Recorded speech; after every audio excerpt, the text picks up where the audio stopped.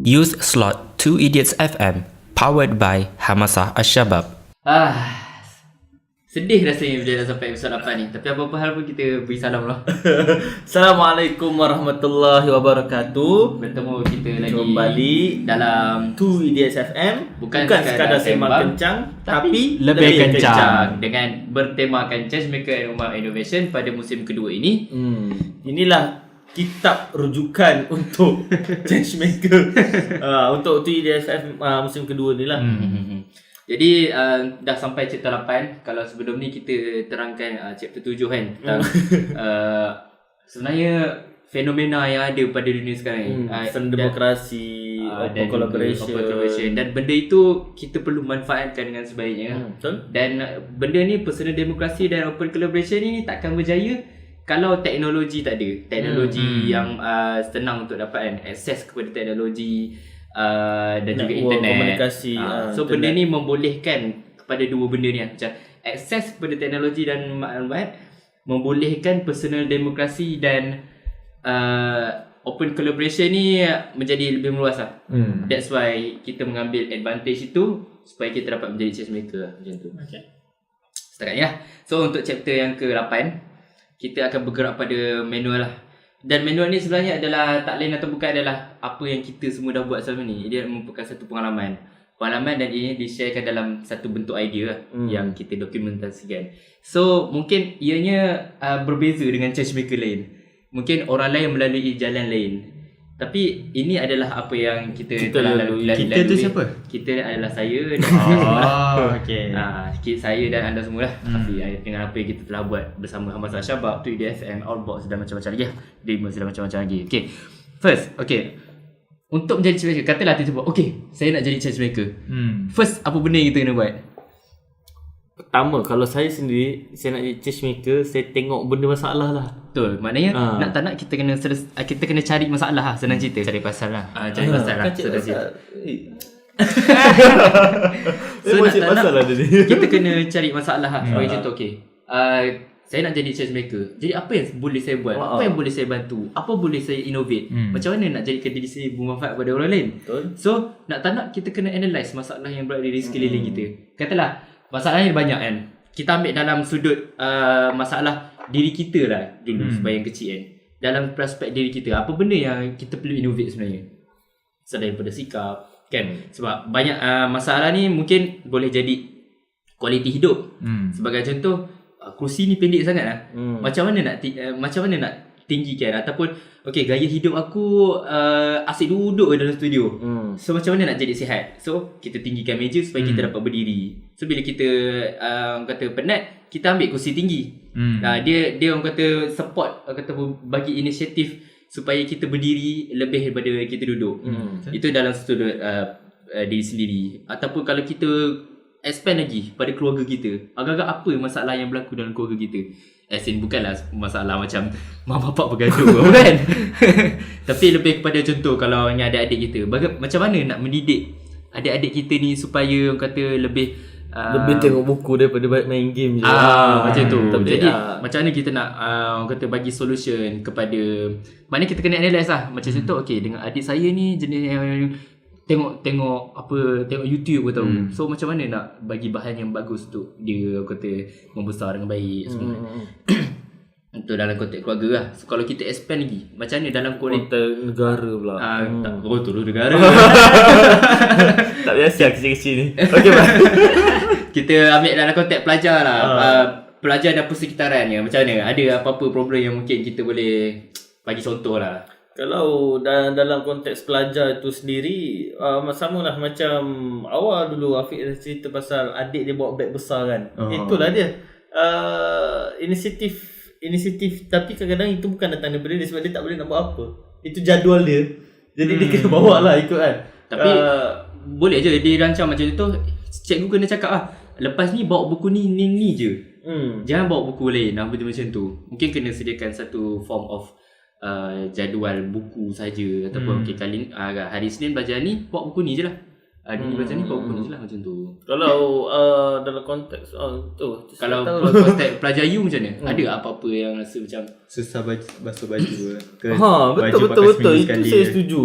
Kalau Ke dalam malas. konteks dalam konteks pelajar universiti mungkin kalau ke dalam kehidupan seharian lah. Mungkin transportation, ke dewan kuliah, pasal pengurusan baju. Kadang-kadang ada asrama tak ada dobi. Tak ada pun asrama tu tak ada dobi. Jadi adalah siapa yang ambil inisiatif untuk beli mesin basuh ke apa semua terpulang lah. Sewa. Share apa semua kan. Diorang share letak kat bilik tu. So tak kisahlah. Tapi kalau macam saya sendiri, apa yang saya nak change makerkan saya kan dalam public speaking, untuk saya improve benda tu, itu satu masalah. Apabila kita tak dapat bercakap dengan baik, kita tak dapat nak gunakan bahasa yang elok ataupun tu kan. Jadi saya banyak libatkan diri dalam public speaking, dalam approach orang, apa semua kan. Dia melatih lah benda tu. Itu dalam konteks pribadi lah sendiri semua. Sebab tu terlibat dengan benda-benda macam ni, DJ, speaker sana sini apa semua dan sebagainya. Macam sepatutnya mahasiswa ni pun memang kena pandai dalam bercakap sebenarnya. Walaupun semua orang mungkin tak ada bakat dalam bercakap, tapi semua orang bercakap. So nak tak nak kita kena implement satu budaya bagaimana untuk bercakap dengan betul di hadapan orang ramai, di hadapan lecturer, di hadapan orang yang akan kita bentang assignment kita. Benda macam tu memang budaya yang kita perlu terapkan yang baik. So mungkin banyak program yang kita boleh buat untuk mahasiswa sebagai contoh ya. Jadi sebagai dalam konteks negara lagi besar, apa benda yang kita kena buat ni dalam konteks mungkin research and development kan. Macam-macam lah. Kiranya setiap daripada individu, setiap daripada kita ada benda sebenarnya untuk diselesaikan. Ada benda, ada masalah dekat setiap peringkat dan ada setiap penyelesaian lah untuk setiap peringkat daripada individu sampailah ke negara. Jadi dan ikut kapasiti masing-masing lah bagaimana nak selesaikan. Mungkin nak selesaikan masalah dengan sekejap lama. Jadi kita teruskan. Teruskan. Jadi kita teruskan. Afiq tambah Afiq. Dia okey baik. Aduh, dia dah hilang keselesaian lah. Dia macam okey. boleh cari DJ lain lah. So macam ni lah. Macam kiranya walau tak nak jadi lah. Walau sesiapa pun anda, kalau anda nak jadi change maker, first anda kena cari masalah lah. Sebab memang masalah yang berada di sekeliling anda itulah merupakan satu masalah yang mana anda boleh selesaikan dalam anda punya reach. Macam kalau anda selaku engineer, benda yang berlaku masalah di sekeliling anda, of course lah masalah berkaitan engineer. Kalau kita pandang dari sudut engineer sebagai contoh lah. Jadi memang untuk jadi change maker ni tak nak kita kena cari masalah. So macam mana nak tahu masalah tu apa? So berbalik lah. Macam mana masalah macam mana? Nak tahu analyse, katakan kita kali ni nak bincangkan analyse masalah. Okay. Analyse tu macam mana tu?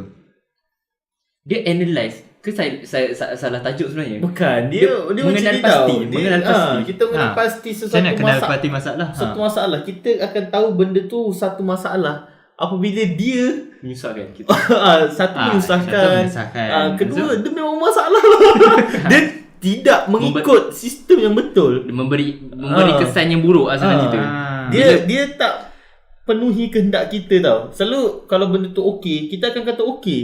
Tapi kalau tak okey, maksudnya benda tu bermasalah lah.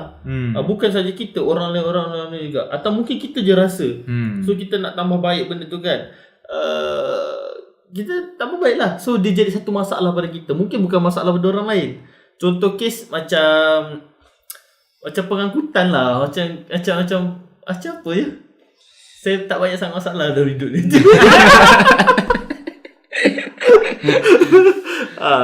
Contoh macam apa ya? Macam komputer lah. Okey, macam komputer mungkin kita melihat komputer ni macam mana kita nak cakap interface sistem dalam komputer tu kan ada masalah. Kita tak selesa dengan tu, lag lah apa sebagainya. Inisiatif kita adalah kita customize lah komputer tu. Mungkin bukan masalah pada orang lain, benda tu lag ke apa sebagainya, tapi kita ada inisiatif kita buat sebab kita nak tu, dan daripada benda tu akan boost kepada benda-benda lain lah. Contoh kita seorang designer, seorang editor tu semua sebagainya, tapi laptop macam hampir kan.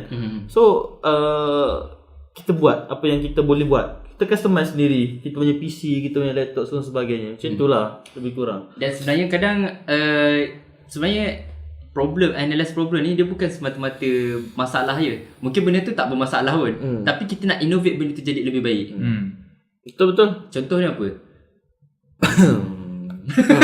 Macam ni lah. Macam ni DJ untuk ada stesen radio, mungkin orang ingat dia perlukan satu kos modal yang sangat besar. Kemahiran bercakap yang sangat-sangat mahir lah, network yang besar semua dan sebagainya. Tapi hakikatnya boleh je dengan benda ni, dengan headphone ni, dengan tu semua jalan. So ni kita solve masalah. Kita katakan masalah kita adalah buat radio ni mahal. Buat radio ni mahal. So solution dia adalah kita buat radio kita sendiri Golin. atas kapasiti kita ni. So dah jadi radio. Dah jadi lah apa sebenarnya. Macam tu lah. Apa sebenarnya dan apa yang pentingnya menyelesaikan mencari masalah ni sebenarnya adalah supaya solusi kepada masalah tu menjadi satu perjuangan kita sebenarnya. Faham tak? Setuju? Kita ambil Dah contoh mula lah. dah jawapan aku setuju. Afiq, macam mana Afiq tengok apa ni? Tengok benda ni. Bukan tengok benda ni, tengok benda ni. Bukan tu. Janganlah kalau tak ada point kat aku. Memang perangai ni nak kena pukul ni. Contoh lah macam contoh lah Afiq mungkin boleh cerita sikit sebenarnya apa target dalam Outbox sebagai contoh. Geram aku. Afiq dah jadi. point. Afiq dah jadi. Okay, contohlah katakan kalau Abbas yang lihat masalah ni adalah kami bertiga, saya dengan Nazirah terutamanya. Sebab Farizal tak suka baca. Dah lupa dah. So antaranya banyak baca, contoh nak start daripada Hamasah Syabab, banyak kena belajar. Contoh macam mana buat filem, kita kena rujuk pada Hollywood. Sebab filem-filem daripada orang Muslim kurang semua tu. Kemudian kalau buku-buku pasal bisnes semua tu memang tak banyak pada orang Islam semua tu. So kebanyakannya orang-orang hebat ni terletak pada golongan barat semua tu. So Outbox ni wujud sebab kita rasakan dalam buku-buku baratnya pun kita kekurangan dari segi fikrah, dari segi akidah ni memang bukan akidah Islam lah. So kita tak dapat belajar banyak-banyak aspek. Kalau orang Islam buat sepatutnya macam mana. So Outbox diwujudkan bagi mewujudkan satu cara supaya orang lain boleh belajar dalam konsep daripada orang-orang Islam semua tu. Ideanya daripada orang-orang yang dicorakkan oleh pemikiran Islam semua tu. Kita nak offer one part of macam mana Muslim sepatutnya buat semua tu. Dan kita nak bagi sebagai satu idea. Second adalah inspirasi. Nak tunjukkan kita walaupun nampak macam lemah seluruh dunia tapi sebenarnya kita kuat. Dia idea dan inspirasi adalah tempatnya adalah di Outbox. So that is the solution. So dalam kalau kita based on Lean Analytics, kalau Lean Analytics ni satu lagi buku daripada barat juga. Tu lah konsep dia, banyak kita belajar daripada barat sekarang ni. So daripada Lean Analytics dia ada satu, dia dalam ada beberapa stage, ada 5 stage. First stage adalah identify problem. Identify problem ni maksudnya perlu ada demand daripada orang. So second stage adalah kita ada solution untuk benda tu. Dan solution tu perlu ada orang sanggup bayar untuk benda tu. Sebab kalau tak mampu bayar, kita tak mampu buat apa-apa. Tak ada benda yang free lah kat dunia ni. Melainkan even nak udara nak bersih satu hari nanti, bila dah terlalu kotor, jangan-jangan kita kena beli tank. So kalau kita tak uruskan macam tu lah. Jadi kita perlu first tahu masalah tu, dan masalah tu bila kita offer solution mesti ada orang sanggup bayar. Bagi contoh kalau pengangkutan, orang susah nak berjalan, so orang sanggup bayar untuk dapatkan bas. Dia macam tu, kena orang sanggup bayar untuk benda tu. So Outbox ni fokusnya orang nak cari idea tapi tak tahu mana nak cari idea yang daripada sejenis macam Outbox ni. So dia akan bayar untuk dapatkan idea daripada Outbox, idea dan inspirasi. So itulah Outbox. Sama senang macam Outbox ni, kita dah contoh hari tu awal, hari tu kita letakkan dia akan jadi atau lebih baik daripada TED Talks. Okay, mungkin kat sini susah kita nak dapatkan benda macam tu. Dan saya rasa mungkin tak ada kot. Mungkin yang berterusan minggu-minggu kan, setiap topik-topik baru yang kita kupas dalam Outbox Malaysia, benda tu memberikan idea dan memberikan inspirasi. So dia solve kepada masalah itulah. Di mana orang nak cari idea, mana je nak cari ni, mana nak cari inspirasi semua kan, cari je lah Outbox Malaysia. Jadi penyelesaian yang Outbox bagi itulah adalah perjuangan diorang. Dan membuatkan diorang berjaya menjadi change maker dan sustain. Tiba je diorang tu buat apa? Diorang lah saya siapa dah saya ini. Buat director. Jadi itulah betapa pentingnya. Dia bukannya semata-mata okay, Ia boleh kata macam okay, banyaklah businessman sebagai contoh produk kecantikan lah. Macam okay, dia bagi solution okay, kepada jerawat. Contoh jerawat kan. Saya nak solution kepada jerawat adalah ubat ni. Ia mungkin berkesan dari sudut jerawat tu sendiri, tapi sekiranya Sudut jerawat itu. dari sudut betul. Aku suka dah betul. Tapi bila kalau businessman tu target satu problem yang betul-betul solid, sebagai contoh bagaimana Kesihatan untuk badan. memupuk contoh sebagai contoh dia nak melahirkan seorang satu masyarakat yang confident dalam penampilan. So bila ada satu problem yang solid, so jalan penyelesaian dia adalah untuk macam-macam lah. Untuk ubat jerawat lah, untuk Cerahkan kulit lah. minyak rambut lah, contoh lah. Dia sebabkan satu Saya ada satu contoh yang menarik kan. boleh ada apa minit ni lagi. Ya Salma school sekolah menjahit Ya Salma ni lah, antara dia funder kepada Mr. Rosyad kan. Apa yang dia buat adalah salah satu, dia kata dia nak melahirkan lebih ramai tukang jahit kan, yang boleh jahit pakaian yang patuh syariat secara sendiri. Sebab Malaysia ni kurang pakaian-pakaian macam tu kan, yang nak ikut keperluan kita, saiz badan kita semua dan sebagainya, ketinggian rendah kan. Jadi kita jahit sendiri, tapi tak boleh nak jahit. So dia ambil inisiatif untuk dia ajar jahit ramai-ramai kan, ajar lah. Tak ada kelas, tak ada bangunan, tak ada apa semua, just by WhatsApp. So tengok sekarang ni lahir ramai daripada lepasan-lepasan alumni daripada Yasama School ni kan, menjahit pakaian sendiri, jadikan itu satu bisnes, jadikan itu satu pendapatan dorang, pendapatan masing-masing lah. Dan dia sebenarnya dah menyelesaikan masalah kita kekurangan tukang jahit yang patuh syariah lah. Kita ada yang besar-besar tu, tapi yang ni, yang kat bawah-bawah ni, bukan semua orang effort untuk beli jubah 300, 400, 600 ringgit tu. Nak beli tudung sampai macam mana. Tapi ada dia orang bawah ni. So sebenarnya dia dah menyelesaikan satu masalah yang lain. Dia jadi change maker untuk tu, dan yang lain-lain ni pun akan menjadi change maker kepada yang lain-lain jugalah. Dia akan ajar orang-orang lain juga apa semua sebagainya. Jadi itulah, daripada situ dia boleh beramal lagi, jadi memberi dana semua dan sebagainya. Dan kalau saya ada jumpa seorang ni, dia kata dia minat untuk membaiki komputer tau. Dia minat untuk baiki komputer. So macam dia kata, macam mana nak jadi change maker dengan minat dia sebagai membaiki komputer. Saya cakap antara masalah yang berkaitan yang komputer yang semua orang hadapi adalah rosak. Of course lah, komputer mestilah rosak kan. Sampai satu masa rosak. Dan kebanyakannya dia orang hantar kedai, dia orang kena tipu. Dia orang kena tipu, rupanya sampai dekat RM800 kena tukar ni. Padahal yang rosaknya cheaper. Padahal tak cas. Jadi itu adalah masalah yang memang banyak orang hadapi lah. Even tak kena tipu pun, repair benda tu adalah satu benda yang sangat mahal. Jadi dia suka membaiki laptop. Jadi saya cakap okay, itu adalah problem. Saya bagi dia satu persoalan lah. So bagaimana untuk jadi change maker dalam ni? Saya cakap benda yang senang je. Wujudkan satu YouTube channel untuk ajar orang lain membaiki laptop dari rumah. Mana itu adalah penyelesaian dan perjuangan yang dia cuba bawa dalam menginovasi umat kan. So benda tu of course lah orang akan Macam-macam. ni komputer punya ni. 5 minit awal kan.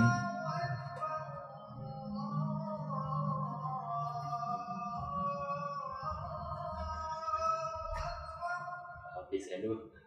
Okay. Jadi secara tidak langsung kita sama tadi bila dah ada persoalan dan kita dah bagi solution macam mana dengan menggunakan dia punya minat dalam tu. Jadi dia akan leading dalam dia menjadi change maker dalam pembaikan komputer instead of semua orang hantar kat kedai. Betul.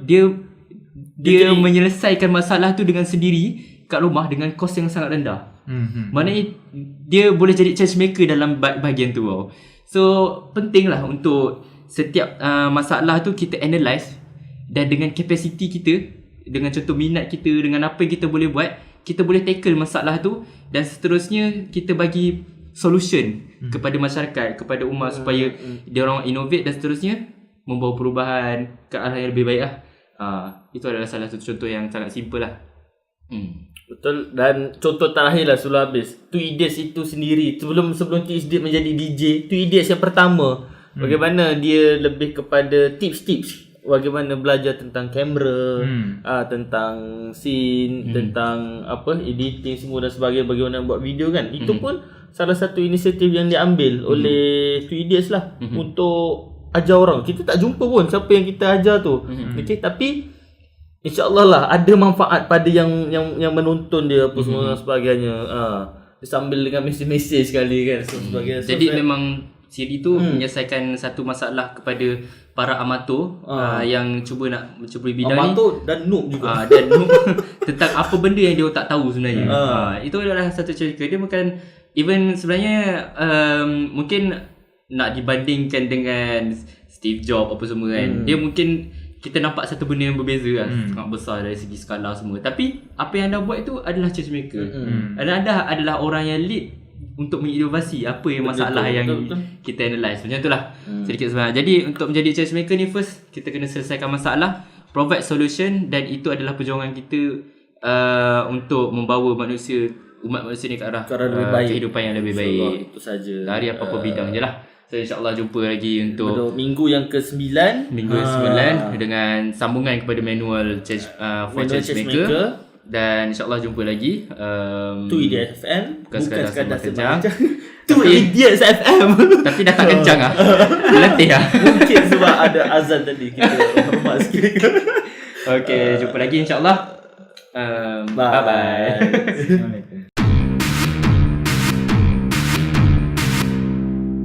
Jangan lupa untuk like, subscribe YouTube channel, SoundCloud dan Facebook page Two Idiots FM. Bukan sekadar sembang kencang, tapi lebih kencang.